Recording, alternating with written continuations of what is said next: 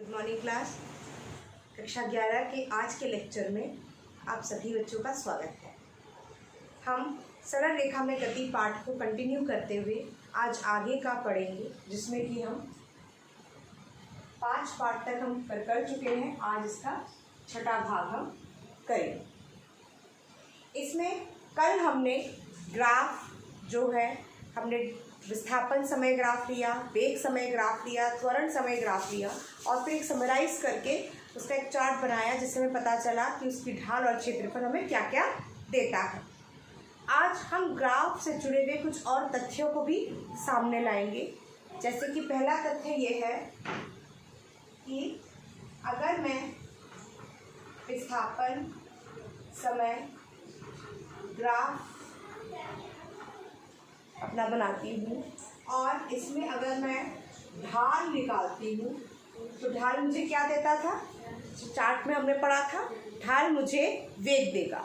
तो जिसका ढाल ज़्यादा होता है उसका वेग भी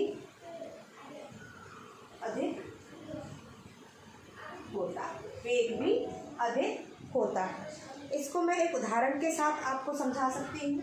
मानिए एक है कार ए, इसका आपको ग्राफ क्या दिया है, ये आपकी विस्थापन है और ये आपका समय है। यह 10 मीटर, 20 मीटर, 30 मीटर, 40 मीटर। तो जो समय इसमें उपयोग किया है वो है 5 सेकेंड, 10 सेकेंड, 15 सेकेंड, 20 सेकेंड। एक आपकी है कार बी, दूरी मीटर में, समय सेकेंड में। इसने जो किया 20, 40, 60, 80, 5 सेकेंड में, 10 सेकेंड में, 15 सेकेंड में और 20 सेकेंड में। तो अगर हम इसका ग्राफ बनाते हैं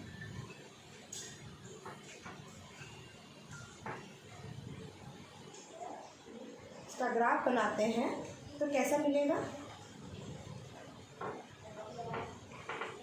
5, 10, 15, 20। ये है समय मेरा सेकेंड में और विस्थापन मीटर में। ये है 10, 20, 30, 40, 50, 60, 70 और 80। अब अगर मैं पहले ग्राफ को लूँ तो 5 सेकेंड में ये 10 चल रहा है, 10 सेकेंड में ये 20 चल रहा है, 15 सेकेंड में ये 30 चल रहा है और 20 सेकेंड में ये 40 चल रहा है, 40 मीटर। इसको अगर मैं ज्वाइन करूँ तो ये मेरा ग्राफ है कार ए के लिए। अगर मैं कार बी के लिए प्लॉट करती हूँ तो 5 सेकेंड में ये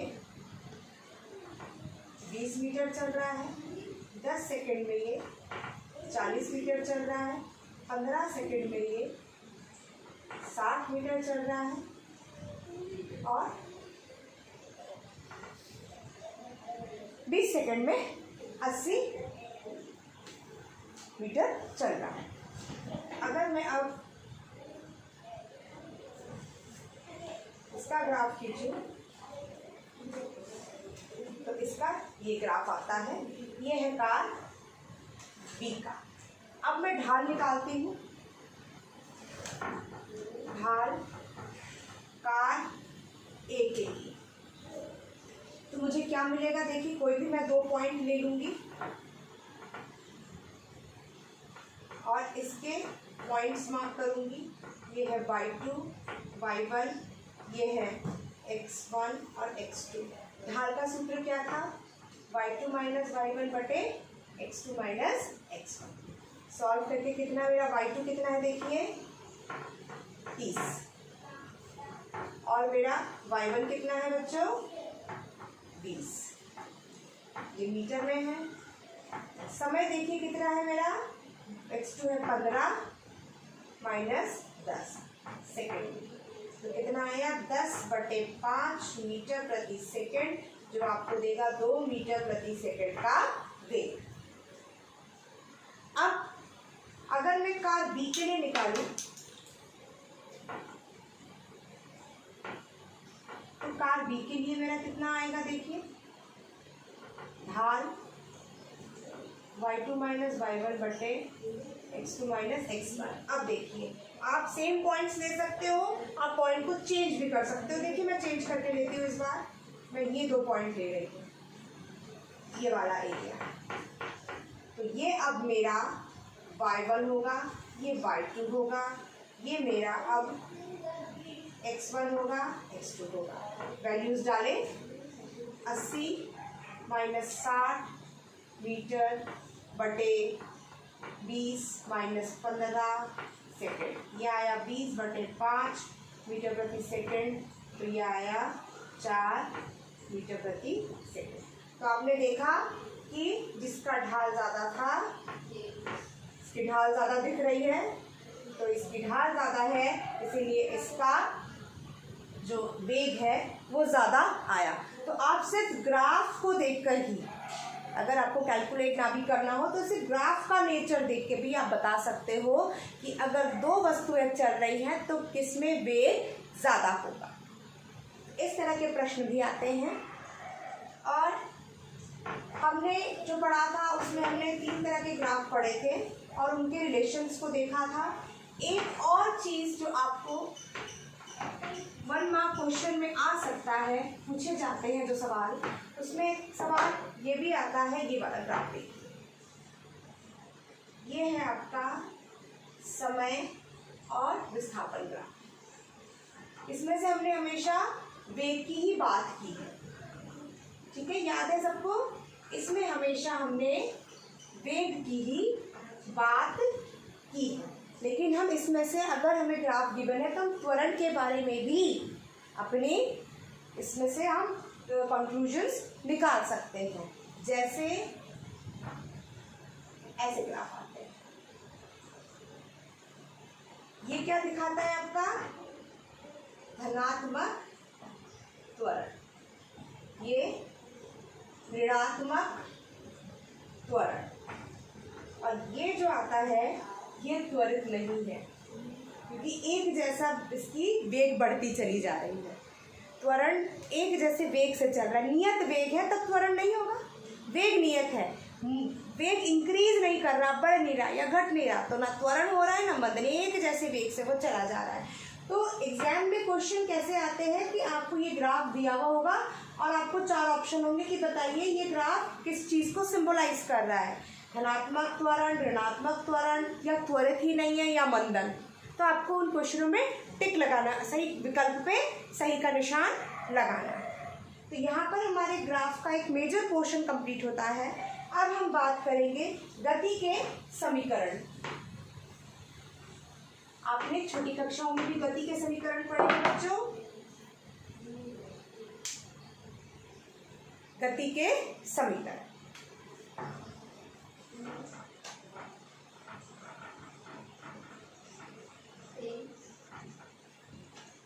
हमारे पास 3 समीकरण गति के हैं। u is equal to v is equal to u plus AT, s is equal to ut plus half AT square, और v square minus u square is equal to 2as, जहाँ पर u क्या है प्रारंभिक वेग, v क्या है अंतिम वेग, a क्या है त्वरण, s क्या है विस्थापन, t क्या है समय। इसकी हमें उत्पत्ति करनी है। 9th में हमने जनरल मेथड से उत्पत्ति सीखी थी। 11th के सिलेबस में आप इसको ग्राफ के द्वारा निरूपण करेंगे और फिर कलन विधि से निरूपण करेंगे। आज की कक्षा में बच्चों हम ग्राफ द्वारा इसका निरूपण सीखेंगे। तो आइए इसका एक ग्राफ ड्रॉ करते हैं।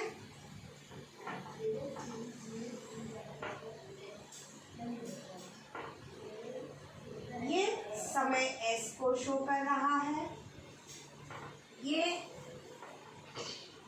विस्थापन S मीटर में शो कर रहा है। ये y एक्स है, ये x। आपकी बॉडी, आपका ऑब्जेक्ट ऑलरेडी एक प्रारंभिक वेग लिए हुए है, तो 0 से उसका वेग नहीं चल रहा है।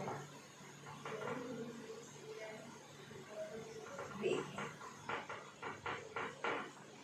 0 से उसका वेग नहीं चल रहा है, ऑलरेडी एक वैल्यू है, तो ये होगा आपका u और अंतिम मान लीजिए ये है v।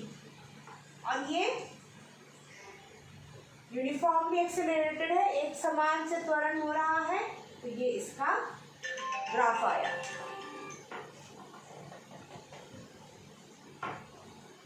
अब इसको मैं डिफाइन करती हूँ।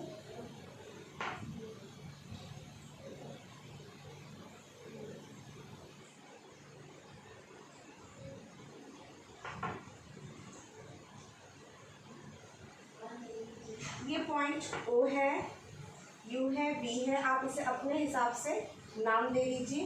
कैसे नाम हम दे सकते हैं इसमें हम दे सकते हैं, मान लीजिए A B C D, easy होगा। A B C D O ये आपके पास ऑलरेडी है।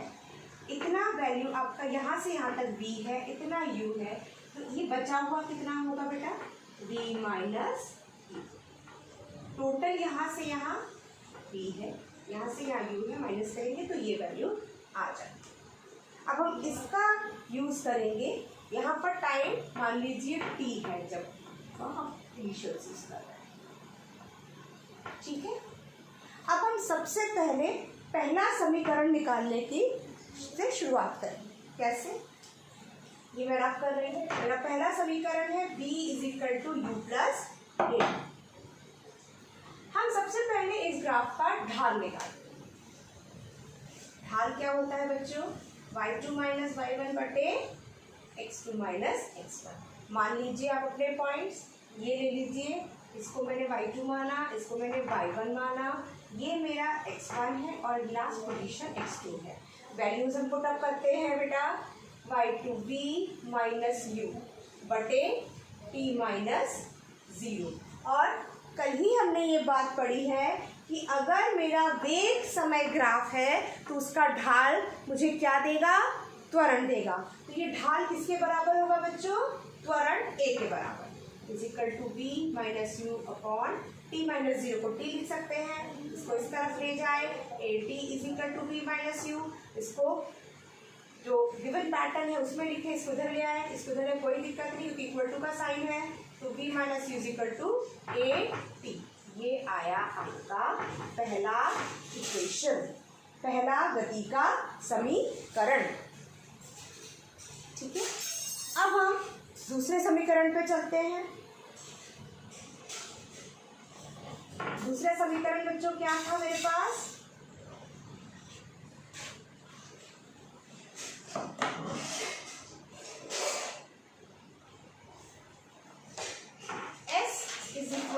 ut + ½ at²। बहुत आसान है बच्चों। इसको हमने एक बात पढ़ी थी, जो कल हमने चार्ट, इसीलिए मैंने कल आपसे वो चार्ट बनवाया था। वो चार्ट आपको एक बहुत समराइज फॉर्म में आपको देता है।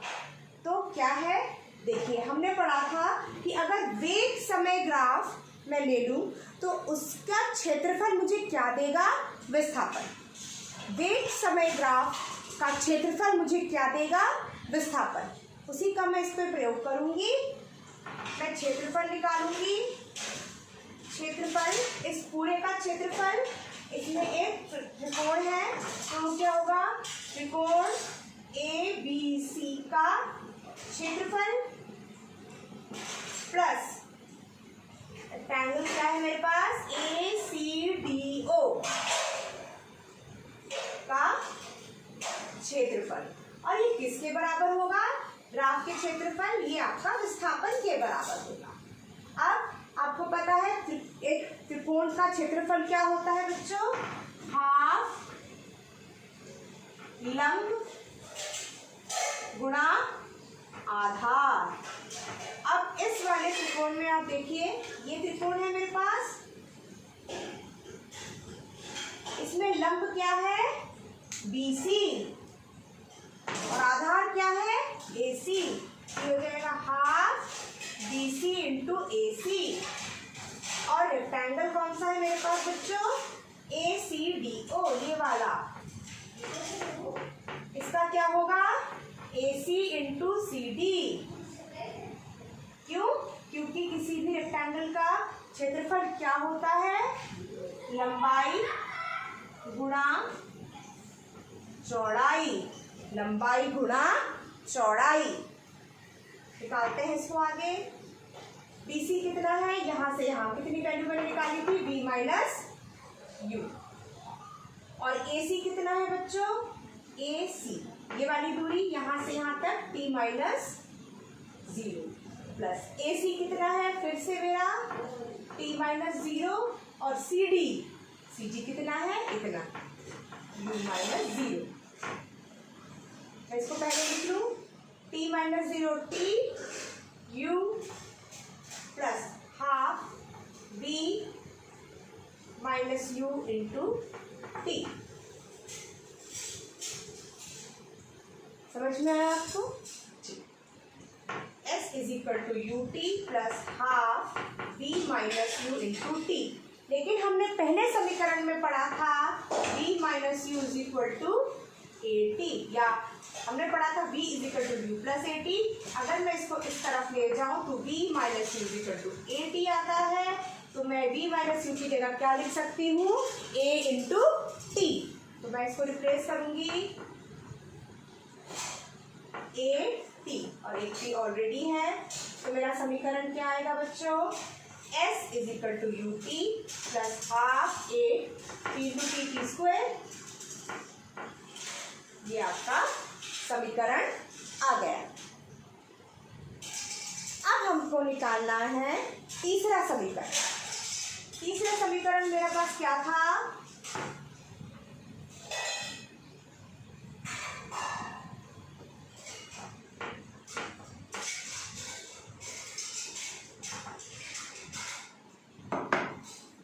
तीसरा समीकरण जो मुझे निकालना है वो है B square minus U square is equal to 2AS। ठीक है, इसे करते हैं। पहला समीकरण में लूंगी, समीकरण एक जो मेरा आया था B is equal to U plus AT। अब इसको मैं दोनों तरफ स्क्वायर करूंगी, ये डायरेक्ट ग्राफ से नहीं निकलता, ये नॉर्मल अलजेब्रा से निकलता है। B square is equal to U square plus A square T square plus 2UAT।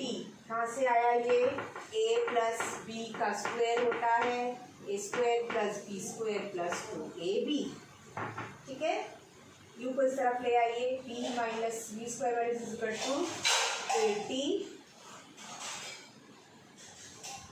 Plus 2UAT। ठीक है, अब इसमें से मैं क्या कॉमन लूंगी, इसमें से मैं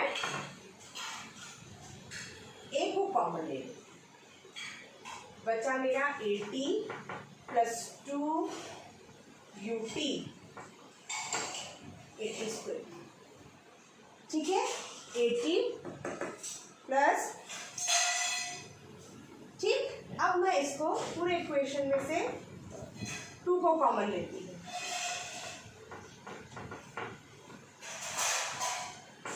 ये हो गया UT plus half AT square. क्योंकि ये हमारे पास हाँ 2 नहीं है, तो डेफिनेटली जब इसे कॉमन में अंदर डाल के देखिए 2 डाला तो 2AT आया, इसको मैं डाला कट के AT स्क्वायर आया। तो मैं जब 2 कॉमन लिया, यहाँ 2 नहीं था, तो इसके लिए इसमें क्या आ गया, इसके नीचे हाफ आ गया। ठीक है, अब ये किसके बराबर है बच्चों, जो मैंने दूसरा समीकरण पढ़ा था, इसकी जगह मैं क्या लिख सकती हूँ, S। तो B square minus U square is equal to 2AS।